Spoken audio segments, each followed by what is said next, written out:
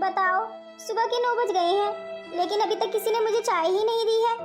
अब तो बहुत जोरों की भूख भी लगने लगी है। क्या करूं? बोल ही देती हूँ। मम्मी जी, दीदी, चाय बन गई हो तो मुझे दे दो प्लीज। ये लो चाय। दीदी, कुछ खाने को दे दो, मुझे थोड़ी भूख लग रही है। क्या तू खाने के लिए? अभी कुछ नहीं बना। आपको तो बस बेड पर बैठे बैठे खाना खाना अच्छा लगता है। एक खाना खाने का काम नहीं है, घर में और भी बहुत सारे काम हैं। जब खाना बन जाएगा तो ले आऊंगी। दोपहर हो गई है, अब तक खाना कोई लेकर नहीं आया। पता नहीं अभी बना है या नहीं।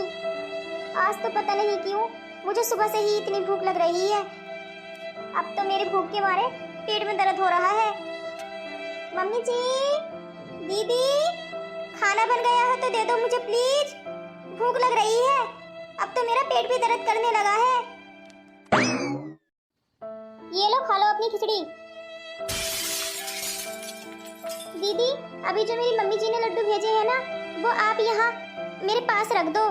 जब मुझे भूख लगेगी तब मैं खा लूंगी। वो क्या है ना दीदी, मुझे बीच बीच में भूख लगती रहती है। अरे, कौन से लड्डुओं की बात कर रहे हो भाभी? वो तो बाहर रखे हुए थे, सबने खा लिए।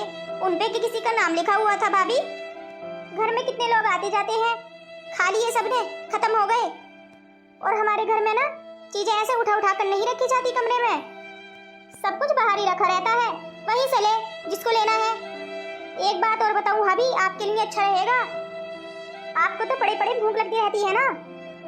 अपना शरीर देखो कैसा हो रहा है। अरे बिल्कुल भैंस जैसी हो गई हो आप। इतना मोटापा लेकर कहाँ जाओगी? ये कम भी नहीं होगा मोटापा। जापे तो भाभी सबके होते हैं, लेकिन आप जैसे मोटापा किसी पर नहीं चढ़ा।